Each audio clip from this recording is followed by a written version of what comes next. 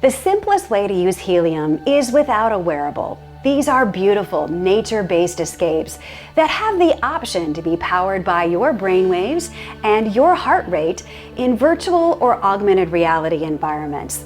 Let's talk about the difference between virtual and augmented reality.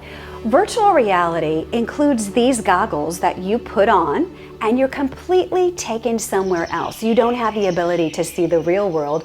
All you see are beautiful nature-based escapes inside a computer-generated environment or inside 360-degree video. Augmented reality, on the other hand, you have the ability to see the real world. You're just using your mobile device in order to superimpose holograms across the screen. Gently slow your breathing. If you're using a wearable interaction, here's what you need to know. This is a BrainLink Lite EEG headband.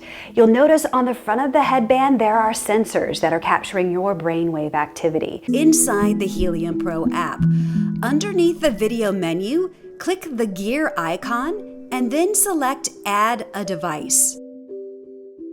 You can also select what kind of remote control you want to use. Inside the experience, use your feelings of calm or focus to make the experience play. You can adjust training difficulty by dragging the slider up to make it more difficult, or down to make it easier. If you want a simpler graph, just press the front trigger button to make the graph a single light that grows larger with your feelings. Click the B or back arrow to get your video settings menu.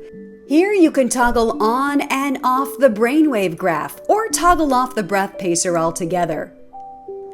Here you can also select whether you want your feedback red or black and toggle off the narration.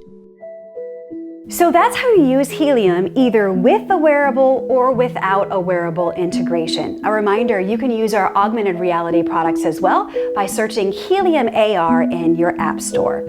For more information, you can go to tryhealium.com, check out our science section and all of our peer-reviewed journals. A reminder, your thoughts have power to control things, not only in the virtual world, but the real world as well.